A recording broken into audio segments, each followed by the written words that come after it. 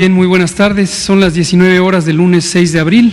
Estamos en la Ciudad de México, en el Palacio Nacional, e iniciamos la conferencia de prensa diaria sobre la situación de la pandemia de COVID en el mundo y en México.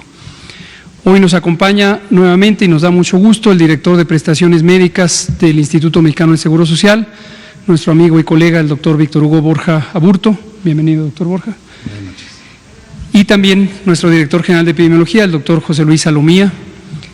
Hoy vamos a tratar el tema básico con el informe epidemiológico y el doctor Borja también nos va a compartir un video que es relevante para el tema de medidas de control de infecciones o medidas de protección específicas en la persona. Y después abrimos a preguntas y respuestas. Le pido al doctor Salomía si nos presenta el informe. Con su permiso, señor subsecretario. Gracias. Buenas noches con todas y todos. Tenemos el panorama internacional, como es ya costumbre en esta actualización de estadística y datos de la conferencia. Vemos cómo cayó ligeramente la proporción, aunque prácticamente se mantiene cerca de las 3/4 partes de los casos confirmados en el mundo. Continúan presentándose en los últimos 14 días, por lo tanto continuamos comentando de que la pandemia se mantiene activa y todavía está en su momento produciendo enfermos y por lo tanto casos confirmados. La tasa de letalidad global también tuvo un incremento, 5.6%, y vemos cómo en el transcurso de los últimos días la tendencia que tiene la región de las Américas, que es precisamente el color rojo, ha mantenido una tendencia ascendente constante, la podemos ver claramente en la parte inferior, llegando prácticamente ya a representar la región de las Américas casi la mitad de la transmisión o de los casos confirmados en las últimas 24 horas, y vemos también a su vez cómo el continente europeo empieza a reducir esa cantidad de casos en las últimas 24 horas, lo cual también va de la mano con lo que sabemos que hay varios de los países europeos que ya empiezan también a tener una desaceleración en sus mecanismos de transmisión y además en la carga diaria de casos que empiezan a suceder, y así como ha pasado con otras regiones, lógicamente la región de las Américas se perfila a tener la mayor transmisión en las siguientes semanas. En la siguiente diapositiva vemos la actualización de nuestro panorama nacional, 2.439 casos confirmados, así también se han dado resultados negativos a 11.741 personas y lamentablemente se suman para hacer un total acumulado 125 defunciones.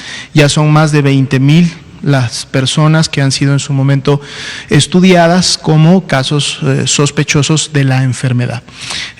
Nuestro mapa, nuestra distribución geográfica por carga de enfermedad, también vemos cómo empieza ya a pintar algunos colores diferentes al verde en algunos estados de la República, tanto en el sur, en el norte, como en el este y el oeste. En la siguiente diapositiva vemos la distribución por estado, pero con carga de enfermedad para cada uno de ellos, es decir, los números totales de casos confirmados en cada una de las entidades federativas. Ya veíamos que desde hace algunos días la Ciudad de México empezaba a tener un repunto importante en estos casos. Sin embargo, siempre hemos comentado que esto también lo tenemos que ver en el contexto de la base poblacional, ¿no? Si hay muchas más personas y sobre todo estas personas están más concentradas en un área geográfica, lógicamente la dispersión se va a favorecer y en su momento vamos a tener más casos.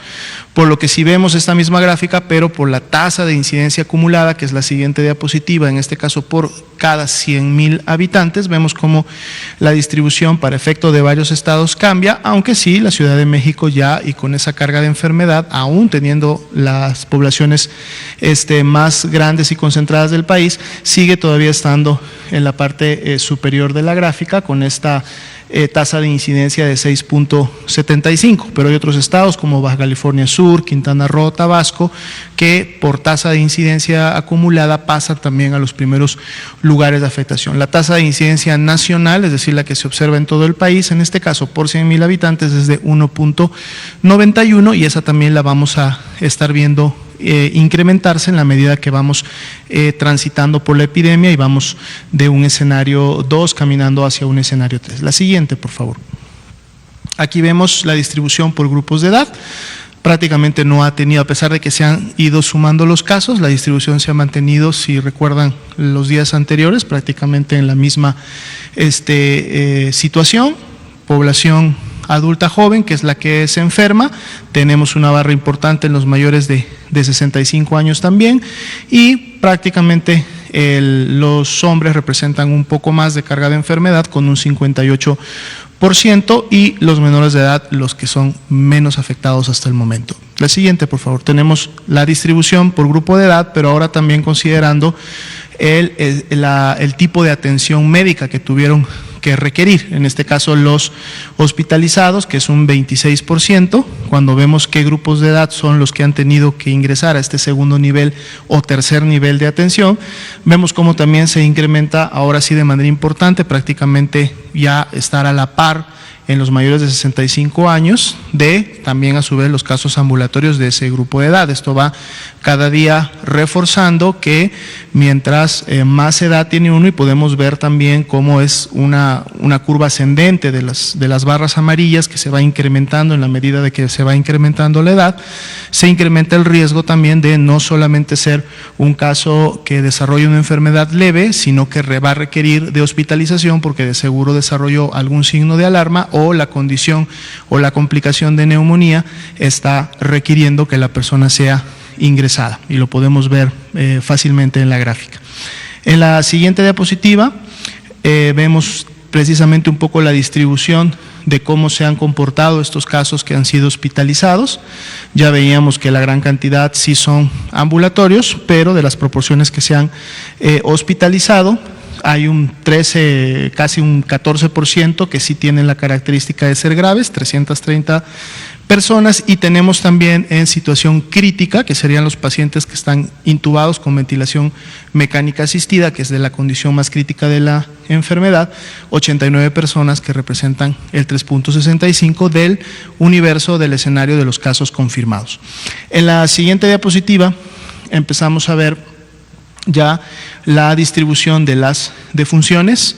Se mantiene la tendencia a mayor edad, tenemos mayor carga de defunciones. Recordemos que este ha sido un factor de riesgo que siempre se ha identificado, y en este caso sí, las 3/4 partes de las personas que han fallecido han sido hombres. Aquí tenemos también sí una tendencia que se va hacia este grupo.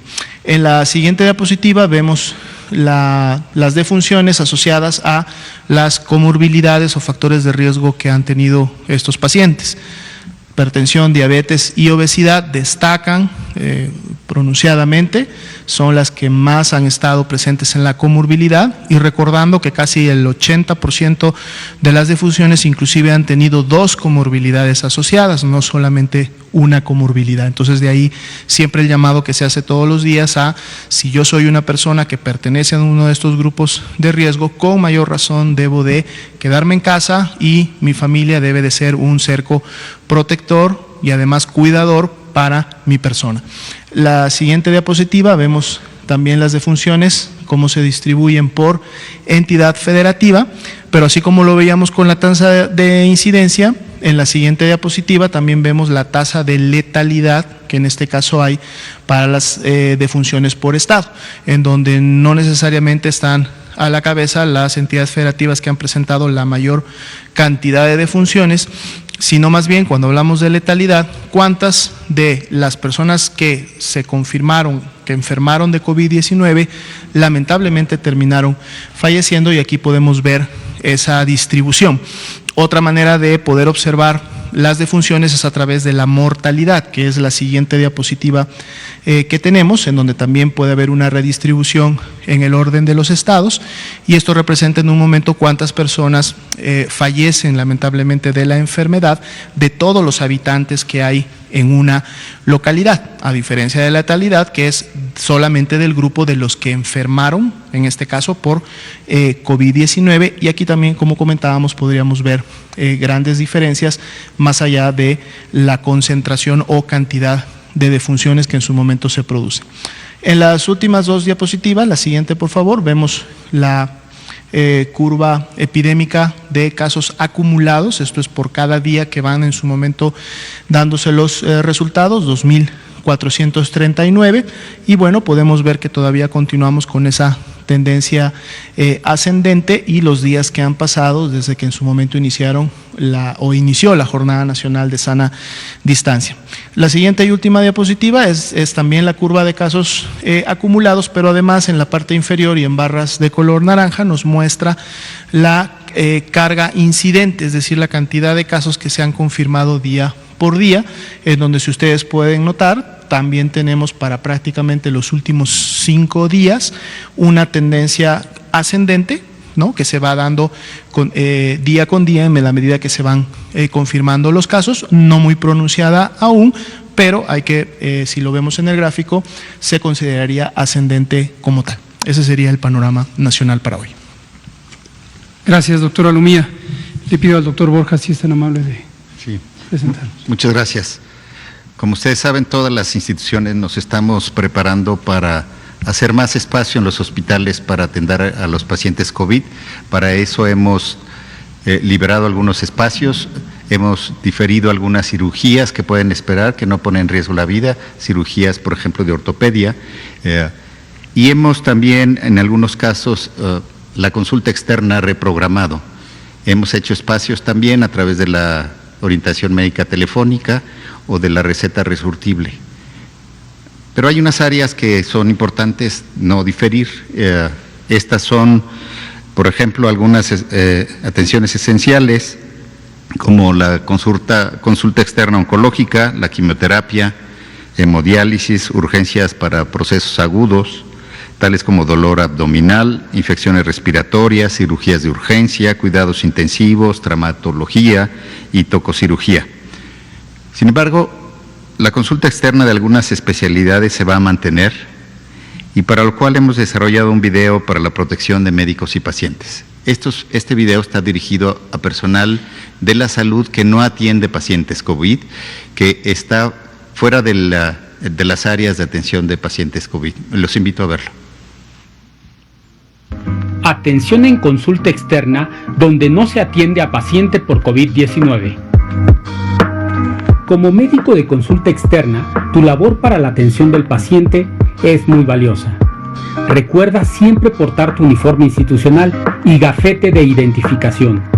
Si eres mujer, debes tener las uñas cortas, sin esmalte y sin maquillaje, cabello recogido o recortado. Si eres hombre, que sea preferentemente sin barba ni bigote y con uñas cortas y cabello recortado. Recuerda no usar artículos personales como anillos, aretes, pulseras, reloj, collares o cadenas. Evita el uso del celular durante la consulta. Antes y después de atender a un paciente, es importante que realices el procedimiento de higiene de manos con agua y jabón durante al menos 40 segundos o con solución base alcohol al 70% durante 20 segundos, de acuerdo con lo establecido por la Organización Mundial de la Salud. Recuerda mantener la sana distancia de al menos 1,5 metros del paciente y utiliza un cubrebocas quirúrgico. La técnica para colocar el cubrebocas quirúrgico es la siguiente. Revisa cuál es el lado correcto. Las costuras gruesas corresponden a la parte interna del cubrebocas quirúrgico. Sujeta las cintas elásticas y pásalas por detrás de la cabeza o de las orejas, de acuerdo al modelo. Es muy importante que tus manos no toquen la parte interna. Debe quedar completamente ajustado a tu cara, cubriendo la nariz y boca. Evita tocar el cubrebocas quirúrgico mientras lo traes puesto. Si es necesario ajustarlo durante tu jornada laboral, realiza higiene de manos con solución base alcohol al 70% o con agua y jabón. Debes traer el cubrebocas quirúrgico durante toda tu jornada laboral. Aunque traigas el cubrebocas quirúrgico, tapa boca y nariz al toser o estornudar con el ángulo interno del brazo. Evita traer el cubrebocas en el cuello, en la cabeza o en algún otro lugar. Para retirar el cubrebocas quirúrgico debes: realiza la técnica correcta de higiene de manos. Cuidadosamente, Toma el resorte o cintillas elásticas por detrás de la cabeza y estíralas para facilitar el retiro. Es importante que no toques la parte externa. Deséchalo inmediatamente en el bote de basura. Es recomendable que reemplaces la mascarilla cuando esté húmeda, rota o haya sufrido algún desperfecto. Después de retirar el cubrebocas quirúrgico, realiza higiene de manos con agua y jabón o solución base alcohol al 70%. Este material es el específico y adecuado para las actividades que desempeñas en tu área de trabajo. Es muy importante emplearlo adecuadamente y no usar modificaciones o variantes de este último. En caso de que realices exploración física del paciente, es necesario hacer higiene de manos con agua y jabón o solución base alcohol al 70% en los 5 momentos de la atención. Al salir de tu lugar de trabajo, no portes tu uniforme institucional. Colócalo en una bolsa de plástico cerrada.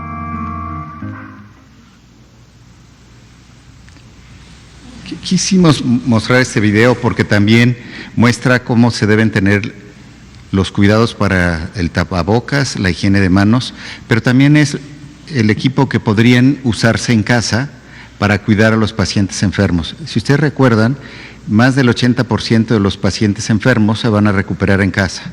En casa les hemos recomendado algunos cuidados específicos y es el equipo que puede tener el cuidador del paciente y debe de seguir de igual manera la higiene de manos. Igual que el personal médico, quien cuide el paciente en casa debe seguir estas precauciones. Muchas gracias. Muchas gracias, doctor Borja. Vamos a abrir a preguntas y respuestas. Nomás quiero aprovechar, ayer Blanca Valadez me preguntaba por el tema de las personas con discapacidad y qué cuidados tiene que tener la persona que les asiste. Entonces, precisamente lo que presentó el doctor Borja y el video es para ilustrar este tipo de situaciones y también de uso general, aunque no sea una persona con discapacidad. Hoy vamos a empezar con un hombre que ha estado pidiendo la mano atrás de Ángeles Cruz y luego nos vamos con las mujeres. Buenas tardes, Juan Hernández del periódico Basta de Grupo Cantón. Serían 2 preguntas en específico, así concretitas. La primera, ¿qué procedimientos se deben de seguir precisamente la Secretaría de Seguridad Capitalina, bueno, en este caso las corporaciones policíacas, debido al caso de que hoy se ha dado a conocer que hay 9 infectados por coronavirus y de hecho el día de ayer que muere el policía, que no se sabía que te había muerto por coronavirus, ¿no? ¿Qué se tiene que hacer en esos casos? Y la segunda, creo que no sé si ya le han preguntado aquí sobre el tratamiento para las personas que fallecen. ¿Qué es lo que se tiene que hacer? ¿Cómo se le debe dar el tratamiento? Hay quejas de que las funerarias no están admitiendo a las personas que han fallecido, entonces es una queja que bueno, ha pasado como en otros países. ¿Cómo ustedes van a capacitar precisamente a esta área de lo que es servicios funerarios, precisamente para que no haya pues digamos este atentado contra los derechos humanos de las personas, de los deudos? Gracias. Gracias, muy amable. Tenemos uno de los grupos de trabajo precisamente dedicado al tema de las lamentables defunciones y el tema de servicios funerarios. En términos generales, hemos comentado que dado el mecanismo de transmisión de este virus, que es a través de vía respiratoria, las disposiciones generales de bioseguridad que contempla el reglamento de la Ley General de Salud en materia de disposición de cadáveres, tejidos y órganos, aplican en este caso y no hay una necesidad específica que sea distinta a estas medidas de manejo general. Todas las agencias funerarias que tienen una licencia sanitaria, que tienen un aviso de funcionamiento regulado por la COFEPRIS, conocen o deben conocer estos procedimientos y seguirlos, ¿no? ¿Qué se tiene que hacer? Bueno, no tienen por qué negarse y lo pueden denunciar en principio a Profeco como una entidad que está encargada de regular la provisión de servicios al público y yo creo que vamos a poner un número al público, específicamente lo más probable es que tengamos que buscar cuál es la instancia competente en distintos ámbitos de lo que implica negar el servicio, pero gracias por traer el punto y ponemos a disposición pronto. Secretaría de Seguridad o cuerpos de bomberos o desde luego corporaciones de seguridad privada, cualquier cuerpo de trabajo, fuerza de tarea, unidad de trabajo que implica múltiples personas, tiene un riesgo adicional de que haya una propagación directa, precisamente porque la naturaleza de su trabajo les lleva a estar concentrados. Entonces, ¿qué precauciones tienen que seguir? Las precauciones de la sana distancia, las que hemos dispuesto desde el inicio en los lineamientos técnicos y que ahora están formalizadas por los 2 acuerdos de la Secretaría de Salud en estas disposiciones especiales. Lo que sugiero, si está pensando en algún grupo en especial, pero esto es genérico para cualquier corporación, insisto, policíaca o de bomberos, es que utilicen la información que hemos puesto a disposición desde hace varias semanas. Toda está en la página coronavirus.gov.mx, que es el nuevo dominio en el que está todo el micrositio, y ahí están extensas recomendaciones técnicas para cualquier grupo que esté con cierto hacinamiento. Muchas gracias. Vamos a darle a Ángeles Cruz, usted habló ayer, y también Natalia Vitela. ¿Qué pasó, compañera? Buenas noches del periódico La Jornada. Hablado, por favor. Yo quisiera aprovechar que está el doctor Borja y preguntarle qué noticias tiene de Baja California. Hoy llegaron información de que ya están siendo rebasados los servicios hospitalarios en esa entidad por enfermos con coronavirus. Y doctor López-Gatell, quisiera abordar un tema sobre la cantidad de personas que han fallecido por esta enfermedad. Aquí solamente se habla de las comorbilidades asociadas. Mi pregunta es, ¿hay una cantidad de personas que hayan muerto sin haber tenido estas enfermedades de riesgo o no ser adultos mayores? Porque presentado así, lo que me han comentado es que da la impresión de que solo se tienen que preocupar por la enfermedad y las complicaciones quienes se sepan con diabetes o con todas las condiciones, pero quienes se crean que no tienen esta condición, pues pueden pensar que no están en riesgo. No sé si esta información usted me la pudiera compartir. Y de los fallecimientos, ¿todos han ocurrido en algún hospital o es posible de que algunas personas hayan perdido la vida afuera de los hospitales? Una última cosa, discúlpeme, la hidroxicloroquina que está agotada, está próxima a volver al mercado, según ha comentado el fabricante. ¿Hay ya disposiciones de la Secretaría del Gobierno Federal para regular la venta de este producto? Porque hoy cualquiera que vaya y lo pida, se lo dan, si hubiera. Claro. Pero cuando haya va a pasar. Claro, muchas gracias. Gracias. Si quiere, doctor Borja. Sí, en Tijuana no estamos rebasados todavía. Sí hemos visto un incremento en el número de hospitalizaciones por infección respiratoria aguda grave, todavía no confirmada como COVID, pero así es como hacemos la vigilancia epidemiológica por infección respiratoria aguda grave. Ya hay personal buscando la reconversión y preparándose más específicamente. El director general del IMSS, Zoé Robledo Aburto, va a hacer un pequeño mensaje para mostrar cómo nos estamos preparando esta noche. Sí. Muchas gracias. El doctor Alomía nos va a comentar sobre… Sí, de hecho, prácticamente podemos encontrar a estas personas que en algún momento no se ha detectado o no tenía el antecedente de una comorbilidad al ingreso en el grupo de edad. Si vemos la distribución de la tabla de grupos de edad, vamos a ver un grupo de 25 a 29 años en donde se han presentado decesos. De hecho, son 3 decesos los que se han presentado en este grupo de edad. Es una proporción muy pequeña en relación a los 125.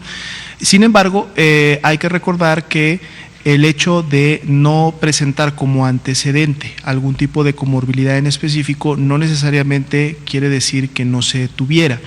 Muchas veces lo que pasa con este tipo de enfermedades como COVID-19 y en su momento lo fue la pandemia de influenza H1N1 es que tiende a revelar alguna situación que la persona igual y desconocía, no necesariamente de enfermedades crónico-degenerativas, sino más bien de problemas autoinmunes, por ejemplo. Recordemos que un problema autoinmune, ya sea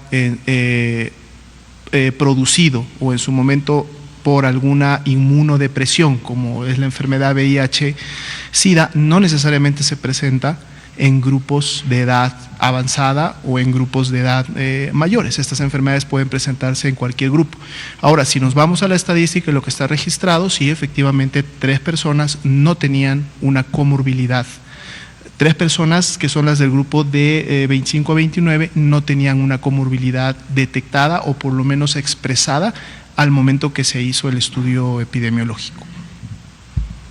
Y quisiera aprovechar la pregunta, Ángeles, que me parece también muy importante, para comentar 2 cosas. Una, dirigido a la población, aun cuando hemos insistido en que cerca de 8 de cada 10 personas que presentaran coronavirus o infección por este nuevo coronavirus tendrían una enfermedad leve que se va a resolver de manera espontánea, no olvidemos algo que hemos estado comentando también, la enorme prevalencia de diabetes que existe en la población mexicana, es una de las más altas del mundo, y esto puede llevar a que personas que no se conocen con diabetes pudieran tener diabetes, y el momento de darse cuenta de que lo tienen es precisamente al momento de tener la infección o la enfermedad que se comporta grave, y que es el caso. Entonces, un elemento que puede ser útil para identificar este posible riesgo es la asociación familiar. Si usted pertenece a una familia en la que existen antecedentes de diabetes, sería pertinente que tenga un mayor sentido de cuidado, en el sentido de que si llega a presentar los síntomas de COVID, los síntomas son fiebre, tos, dolor de cabeza, dolor de cuerpo, mantenga un mayor estado de alerta si es que usted tiene familiares de primera línea, papá, mamá, hermanos, que tengan diabetes. Lo más probable es que si usted es una persona menor de 40 años, tenga una baja probabilidad de tener diabetes, al menos en ese momento, pero como una precaución adicional sería útil considerarse como alguien que debe tener un mayor cuidado. Y la otra cosa que quiero comentar es mi agradecimiento al Instituto Nacional de Salud Pública. Este instituto que tiene como misión, pertenece a la Secretaría de Salud y tiene como misión precisamente generar conocimiento científico y formar profesionales para las políticas públicas de salud, nos ha estado dando un acompañamiento científico muy vigoroso, las modelaciones matemáticas, algunas de ellas ha sido con la ayuda del instituto, y lo relaciono porque precisamente estamos ahora trabajando junto con el instituto en hacer un análisis ya más específico de cuáles son las distintas comorbilidades o estas enfermedades que padecen las personas con COVID, que tienen desenlaces fatales, y hay algunas que son de especial importancia.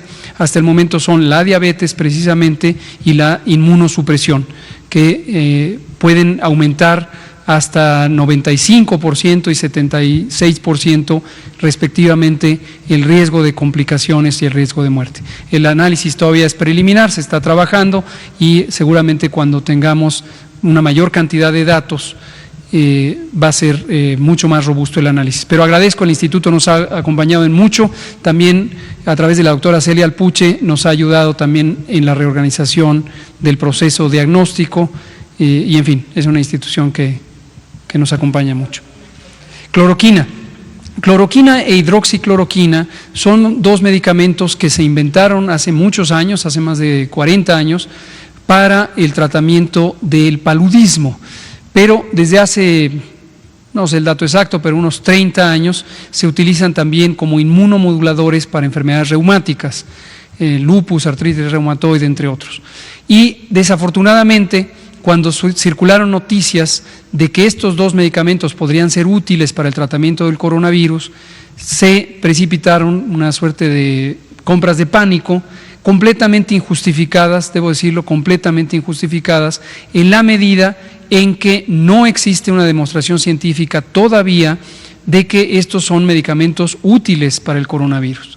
Menos útil aún es tenerlos en reserva, esperando como una especie de medida de protección o precaución anticipada. Entonces, desafortunadamente eso llevó a desabasto en las farmacias privadas de estos 2 medicamentos, y sabemos que hay personas con enfermedades inmunológicas que hoy los necesitan. Una disposición formal, pero estamos analizando si a través de COFEPRIS debiéramos poner algún tipo de regulación o límite de consumo.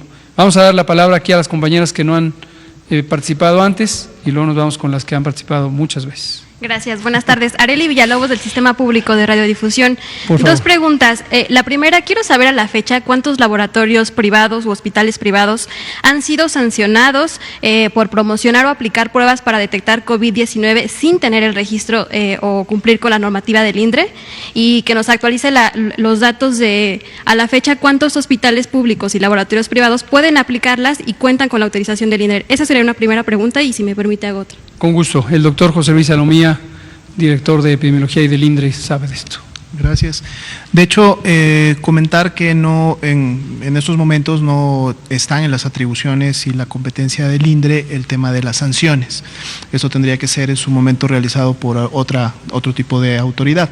Lo que el INDRE sí realiza es precisamente el proceso de evaluación comparativa, a través del cual revisa los procedimientos con los cuales estos, ya sean laboratorios privados o hospitales privados que cuentan con servicios de laboratorio, realizan el procedimiento de la muestra, verifican los tipos de insumos, reactivos, enzimas, primers, etcétera, todo lo que se requiere para hacer la prueba, y que estos estén lógicamente avalados dentro de la metodología, y entonces otorga o no la certificación que no es una certificación en sí, sino es más bien una evaluación comparativa, diciendo el procedimiento como tal está siendo el correcto, está en apego al protocolo conocido, y por lo tanto entonces el laboratorio puede emitirlo.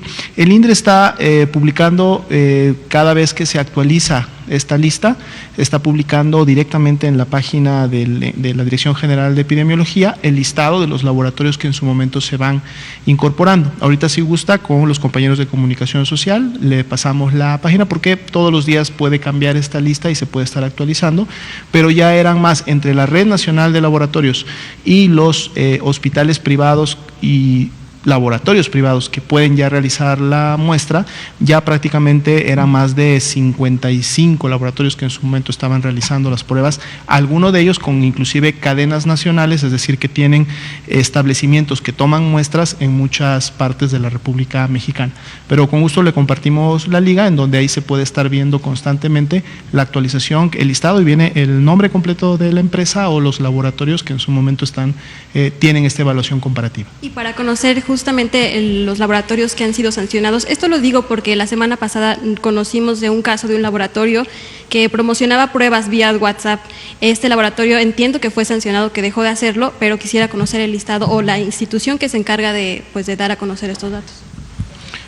Correcto, normalmente eso tendría que caer un poco más en el marco precisamente de la autoridad sanitaria que regula la actividad tanto del otorgamiento de servicios de salud, como en su momento los procedimientos que se llevan al interior de este tipo de establecimientos. Hacemos la consulta para ver si esta autoridad en su momento ha emitido alguna sanción de manera directa u oficial, y con gusto les traemos el dato. Y ya por último, la segunda pregunta. Ayer también se dio a conocer que un zoológico de Nueva York, en Estados Unidos, determinó que algunos felinos, al menos 6 felinos, dieron positivo a la prueba de COVID-19. Esto de ser verdad que el virus se puede transmitir a animales, ¿cómo cambiaría el protocolo para evitar este tipo de transmisión? Y si en México se están haciendo algún tipo de vigilancia animal también para detectar ese tipo de casos. Gracias. Cómo no, gracias. Al inicio de la epidemia, cuando estaba en China, también se conocieron algunos casos aislados o puntuales de transmisión aparentemente de humanos a animales domésticos. Hasta el momento no existe evidencia de que sea un fenómeno generalizado. No es de sorprender que esta transmisión reversa pudiera existir. Este virus, recordemos, es un virus zoonótico, originalmente estaba en las otras especies animales diferentes del humano, entonces no es sorprendente que pudiera tener una reversa. Pero hasta el momento no se ha identificado como un fenómeno generalizado que amerite un cambio en las prácticas de prevención. ¿Sí? Aquí quiero aprovechar en tiempo real nuestro muy querido y respetado doctor José Novelo, titular de COFEPRIS, me ayuda con una aclaración respecto a su pregunta sobre las funerarias y me especifica que los avisos de funcionamiento dependen de las autoridades municipales, de los ayuntamientos, no de COFEPRIS. Entonces queda hecha la aclaración. Gracias, doctor Novelo. Me gustaría, en medio de las preguntas, pedirle al doctor Víctor Borja, él tiene un mensaje específico que nos interesa permear sobre la seguridad del personal de salud en la vía pública en relación con el estigma y la discriminación. Sí, hemos estado preocupados por las agresiones, amenazas y actos discriminatorios contra el personal de la salud que atiende casos de COVID-19 en diversos estados del país. Como instituciones de salud, queremos expresar que la salud de gran parte de la población depende de este personal sanitario, por lo que es fundamental ser solidarios con este sector, que es la primera línea de batalla en el cuidado y atención de personas con COVID-19. Amenazar la integridad física del personal médico o afectar el funcionamiento y operación de la infraestructura hospitalaria destinada en este momento a atender la emergencia sanitaria vulnera la capacidad de respuesta que la población requiere. Como instituciones de salud, exhortamos a la población a apoyar y confiar en el personal médico profesional, que es el primer contacto de atención para los casos de COVID-19. Para nosotros, la integridad física de nuestros cuadros médicos es fundamental para garantizar la atención de todos los mexicanos. Les pedimos cesar las agresiones contra el personal de salud. Muchas gracias. Gracias, doctor Borja. Vamos a darle la palabra a las compañeras que estaban pendientes. Usted todavía no, usted y usted, que no han hablado. Primera vez que nos visitan, y usted también. Hola, buenas noches. Tere Moreno, del Universal. Primero que nada, doctor, hoy la Facultad de Medicina de la UNAM decide retirar a sus internos de hospitales, institutos de salud pública. Señala que no hay capacitación para ellos y que tampoco hay equipo de protección suficiente. Los van a retirar hasta que no haya condiciones para que regresen a trabajar. Si nos pudiera dar un comentario sobre esta situación. También hoy por la mañana el presidente menciona que se podría solicitar el apoyo de médicos cubanos para México, apoyar a México en esta contingencia, si ya existe un proyecto concreto o una solicitud formal del gobierno mexicano y por qué hacer esta solicitud, si en México faltan especialistas.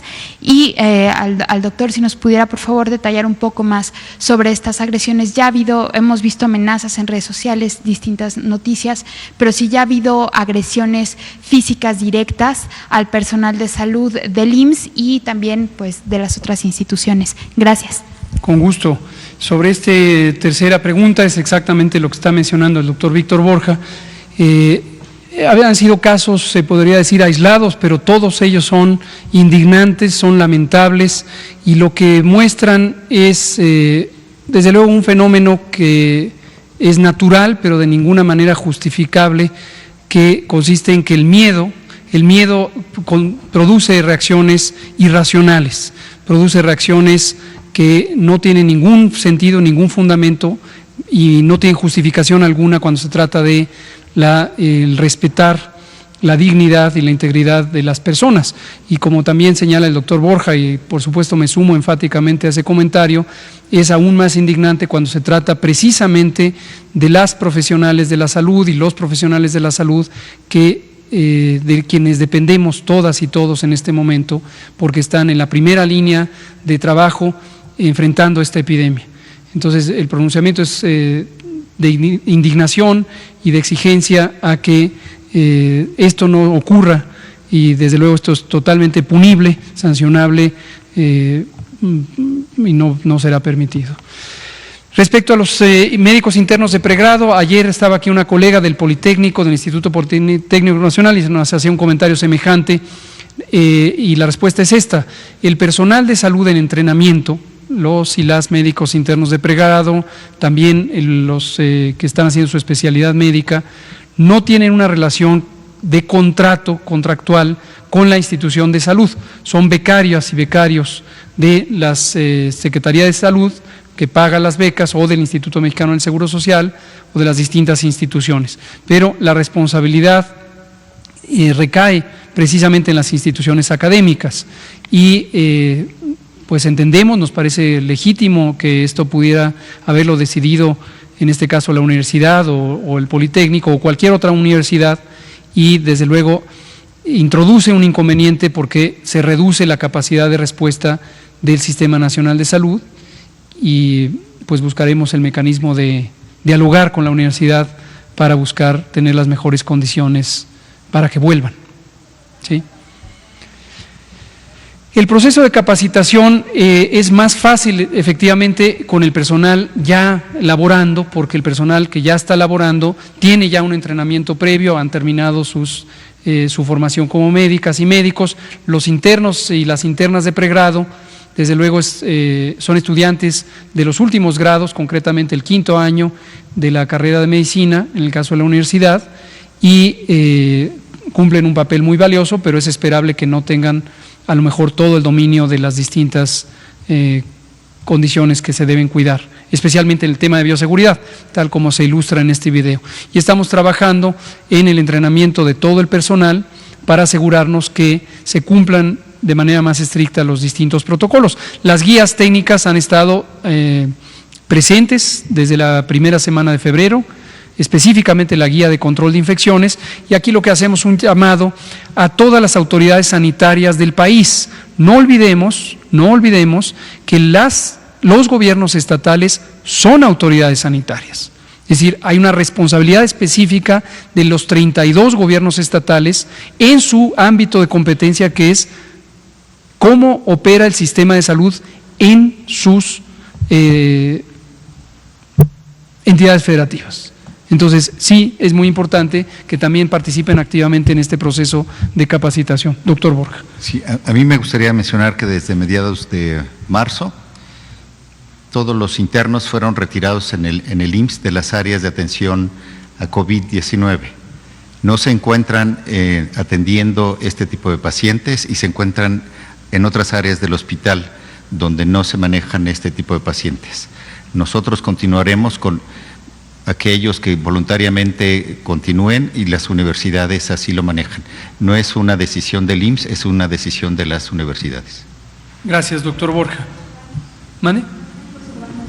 Médicos cubanos o de cualquier otra nacionalidad, ha habido distintas ofertas internacionales, también hay fundaciones, organizaciones internacionales de asistencia médica y todas han sido puestas a consideración y análisis en la medida en que pudiera ser necesarios. Cada país que ha ido viviendo intensidades distintas de la epidemia ha constatado lo que nosotros hemos relatado aquí, que cada sistema de salud tiene sus distintas insuficiencias. Entonces, en un momento dado, como también les hemos detallado, incluso antes de COVID, México heredó para esta administración un sistema con muchos años de baja inversión, baja desarrollo, y tenemos los índices entre los más bajos de los países de la OCDE de personal de salud por 100,000 habitantes. Esto nos pone en un reto y, como explicó el otro día el doctor Sbarch, necesitamos aceleradamente reclutar y entrenar personal de salud. Entonces, en un momento dado tenemos que tener una decisión pragmática. Si alguien ofrece ayuda, pudiera ser considerado. Cuando usted dice si en México hay médicos y médicas, por supuesto que los hay, pero en un número insuficiente. Esto está plenamente documentado. La propia OCDE desde hace muchos años había documentado que México no tiene suficiente personal de salud para lo que debería tener en condiciones ordinarias, con mayor razón durante una emergencia de salud como esta. Quiero aprovechar para comentarles que hoy se publicó en el Diario Oficial, hace tan solo unos minutos, un nuevo acuerdo del secretario de Salud que establece los lineamientos que detallan las actividades esenciales de ciertos sectores industriales específicos. Esto es importante porque desde que se publicó el acuerdo previo, el segundo acuerdo, y se especificó que hay que suspender temporalmente todas las actividades laborales con el propósito de quitar movilidad en el espacio público, ha habido inquietud por distintos sectores económicos que quisieran identificar la oportunidad de mantener sus operaciones. Hemos dejado muy en claro que no tenemos prejuicio alguno en contra de cualquier actividad económica y si no tuviéramos una emergencia sanitaria, pues qué mejor que estuvieran operando todas las distintas actividades económicas, grandes, medianas y pequeñas, pero tenemos una emergencia sanitaria. Entonces, todas las empresas de cualquier tamaño es importante que hagan su contribución y hagan su parte y sean contribuyentes de la solución de este problema que nos aqueja a todos. Si se relaja el cumplimiento de las medidas extraordinarias de seguridad sanitaria, lo que vamos a tener es una afectación para todas y todos los que vivimos en el país.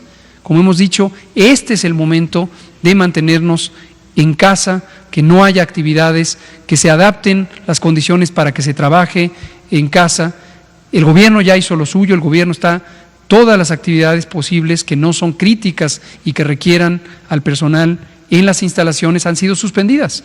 Entonces pedimos que las empresas comprendan que es un momento extraordinariamente importante y nos parece entendible que cada quien identifique sus actividades como esenciales, pero tenemos que reducir al mínimo posible la actividad laboral. Entonces, solo algunas que requerían una especificación muy concreta fueron identificadas en este lineamiento que se publica hoy día. Vamos por acá, usted no ha hablado y usted también. Ustedes más que mañana. Gracias, buenas noches. Bianca Aguirre de Notimex TV. Algo muy importante, el metro pues va a bajar el flujo de trenes, hay un plan de contingencia antes de la fase 3 o para la fase 3, esa sería una pregunta. Y otra, hay un problema de salud pública desde hace muchos años, que es que la gente escupe en la calle. Y no solamente en la calle, sino también en el transporte. ¿Esto es un medio de contagio en este momento de la pandemia? Gracias. Gracias por la pregunta. Abordo la segunda antes que la primera. Yo no identificaría el escupir en la calle como un problema de salud pública en sí mismo. Desde luego, potencialmente podría ser un mecanismo de contagio, no muy eficiente comparado con otros, con el de transmisión directa por la vía respiratoria o a través de las manos o incluso a través de superficies inertes. Por cierto que no debemos también confundir, no hay ninguna recomendación específica de limpiar los zapatos o ponerse botas especiales o protección hacia el calzado. En general asumimos que lo que está hacia abajo, hacia el piso, está contaminado con múltiples microorganismos, no solamente el nuevo coronavirus. Entonces, quizá es más un problema de higiene pública, pero no consideramos que tenga una importancia crucial en este momento. Y lo otro es sobre el metro y también el otro transporte público, los microbuses, los camiones. Justamente no hay la necesidad de reducirlo porque sería adverso. Retomo sobre cuál es la lógica de la medida de seguridad sanitaria. Si nos enfocamos a la población económicamente activa, en México la población económicamente activa está formada por cerca de 57 millones de personas. La medida de seguridad sanitaria está destinada a temporalmente suspender la actividad laboral en todos los sectores, público, social y privado, porque eso lo que va a resultar es en que no exista la demanda de personas en el espacio público, en el transporte, en el trabajo y cualquier punto intermedio entre la casa y el trabajo. Si en un momento dado redujéramos la disponibilidad de transporte, esto sería adverso, porque lo que llevaría es a que se conglomerara más las personas en la parada del camión, que estaría atiborrada, en el andén del metro, que estaría aún más atiborrada de lo que suele estar. Entonces no se considera que esto sea una medida útil, seguirá operando de manera normal. Lo importante es reducir la afluencia hacia el metro y no reducir el funcionamiento del metro. Muchas gracias. La compañera, por favor. Gracias, buenas noches. Paola Betancourt de Multimedios Televisión. Mi primera pregunta es para el doctor Víctor Hugo Borja. Quisiera preguntarle, pues, ¿qué está pasando con los insumos de los médicos? Ya que incluso el día de hoy pudimos ver una protesta justamente en el Hospital 76 del IMSS. ¿Qué está pasando con los insumos para los médicos para que puedan estar protegidos? También, subsecretario Gatell, quisiera preguntarle sobre la reunión que tuvo hace unos días, que fue una reunión virtual con gobernadores, con el canciller, con la secretaria de Gobernación, si se llegó a algunas medidas homologadas en todos los estados justamente para afrontar la pandemia, y finalmente, después del 30 de abril, ¿qué panorama podríamos esperar? ¿Se irán retomando actividades o quizás se tomarán medidas más estrictas? Estas son las preguntas. Doctor Borja. Sí, si ustedes recuerdan, nosotros reconocimos algunas dificultades al principio de la epidemia con los insumos y la capacitación del personal. El personal se encuentra ya capacitado y en los insumos se encuentran en proceso de completar. Llevamos más del 80% de las áreas del IMSS con los insumos completos. Estos se completarán esta semana. Sobre todo hemos tenido problemas con N95, que es el equipo que se utiliza para áreas específicas donde se generan aerosoles. El resto se encuentra cubierto. Debemos mencionar que nosotros, como este video que pasamos al principio, hicimos distintos videos para diferentes categorías, desde los camilleros, el personal de enfermería, el personal de la cocina, de los médicos intensivistas y del personal de la consulta externa, así como las diversas categorías que tenemos, de tal manera que se encuentran capacitados a través de videos y de sesiones presenciales, y los insumos, como en todo el mundo ha habido dificultades, también hemos tenido dificultades para completar los ventiladores. Estos se encuentran en proceso. Okay. Gracias, doctor Borja. Sobre la reunión con los gobernadores y la jefa de gobierno y la gobernadora de Sonora, fue una reunión productiva, duró mucho, duró 4 horas, pero ayudó a que cada una y uno de ellos externara una serie de dudas sobre distintos temas que tienen que ver con la respuesta, desde la reconversión hospitalaria, los protocolos de precaución o de prevención, las medidas sanitarias estas que restringen la movilidad en espacio público, playas, zonas turísticas, el cierre de los hoteles, etcétera. Entonces fue muy, muy productiva. Expreso, como lo he hecho en otras ocasiones, mi respeto a todos y cada uno de los gobernadores, la jefa de gobierno y la gobernadora de Sonora. Identificamos en todos ellos un sentido de gran responsabilidad. En la medida que son autoridades sanitarias, están ejerciendo sus funciones con gran responsabilidad. Pero hubo algunas medidas homologadas para que todos los estados tomen estas mismas medidas, o cada estado decidirá cómo actuar ante la pandemia. Cada estado requiere tener justamente esta flexibilidad por 2 razones. Una, porque todos ellos, como gobiernos libres y soberanos, y están identificados por la Ley General de Salud como autoridad sanitaria, tienen la responsabilidad específica. Lo que ocurra en cada uno de los estados de manera directa es responsabilidad de las y los gobernadores. Entonces ellos tienen que tener la posibilidad de flexibilizar de acuerdo a sus realidades. Y también porque la epidemia, como hemos venido comentando, no se comporta con la misma velocidad o la misma intensidad en cada entidad federativa. Concretamente, en el Valle de México es esperable que la jefa de gobierno y el gobernador del Estado de México necesiten tener medidas más intensivas que lo que tiene en un momento dado el resto del país, porque la transmisión es más intensa en el Valle de México.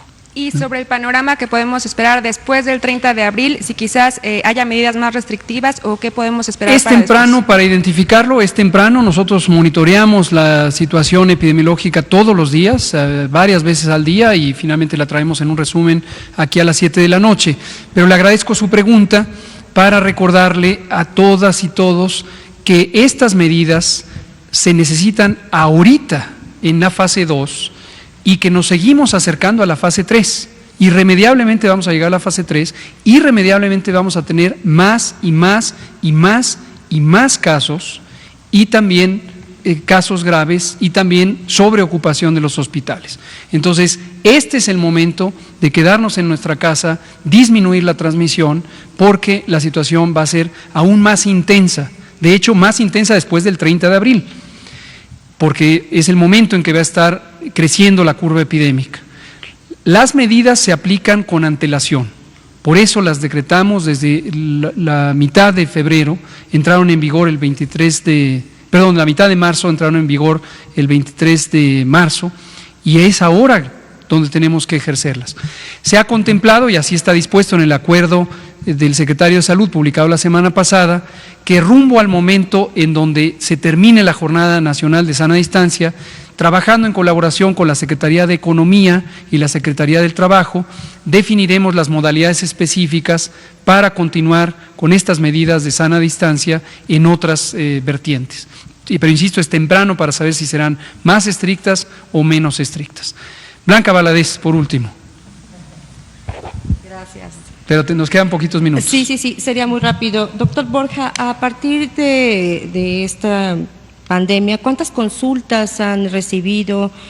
¿Cuántas incapacidades se han generado a partir de esta herramienta digital? ¿Si hay saturación o no ahorita? Y doctor Gatell, nos enteramos o documentaron un caso en Oaxaca de un delegado que se escapó siendo positivo de COVID, y no solamente se escapó, sino que escupió a los pacientes, escupió a las personas que estaban ahí por no dar un trato preferencial. Esto fue en un hospital regional del ISSSTE. Saber qué nos puede decir al respecto. Y al doctor Alomía, estas 3 personas que no forman parte de las personas crónicas, que no tienen, ¿por qué fallecieron? Es decir, ¿cuál fue el factor que detonó? ¿Se tardaron o qué pasó? Gracias. Gracias. Doctor Borja. Sí, en el IMSS damos cerca de 18 millones de consultas al mes. Este número no ha disminuido, pero se ha sustituido por las consultas regulares por aquellos pacientes con infecciones respiratorias. La mayor parte de aquellos que hemos atendido son infecciones respiratorias que no se confirman como COVID. El fin de semana recibimos cerca de 10,000 llamadas en la orientación médica telefónica, el call center que tenemos, y de estos solo 600 fueron derivados específicamente a que fueran a los servicios de salud. Los demás se mantienen ambulatorios. Le preciso el dato después. Sobre el delegado no tengo conocimiento de esto, pero lo vamos a averiguar y mañana lo comentamos. Bueno, la causa de la defunción en todas, de hecho, las defunciones que se han presentado hasta el momento, incluidas estas 3 que no tenían un antecedente de comorbilidad al momento de la consulta, han sido siempre la neumonía, es decir, la complicación que se da por la infección de COVID-19 es la progresión hacia una neumonía, la cual se agrava, causa una serie de daños en el parénquima, en las células pulmonares. Esto lógicamente limita el intercambio gaseoso de oxígeno que el cuerpo necesita y genera toda una serie de complicaciones, ¿no? Lo que no se sabía, como comentaba al inicio de estas personas, es si tenían o no alguna comorbilidad. No todos los casos se realiza algún estudio post-mortem, eso depende también de la voluntad o de la petición de la familia, pero se podrían revisar en un momento o se tendrían que revisar en lo particular cada uno de ellos. Gracias, doctora Alomía.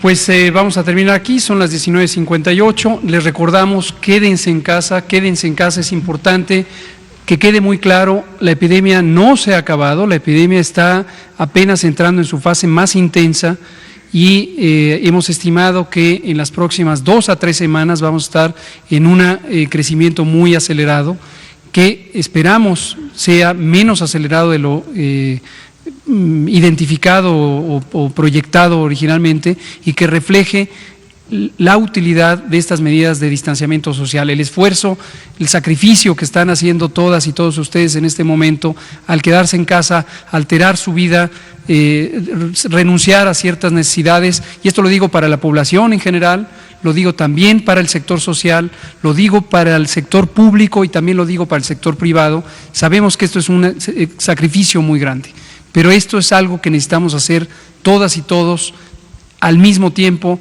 intensamente, y mantenerlo. Todavía faltan muchos días de este periodo de receso, de resguardo, pero lo tenemos que hacer para lograr aplanar la curva, reducir la transmisión para que no haya tantos casos y se puedan evitar muertes. Muchas gracias. Gracias.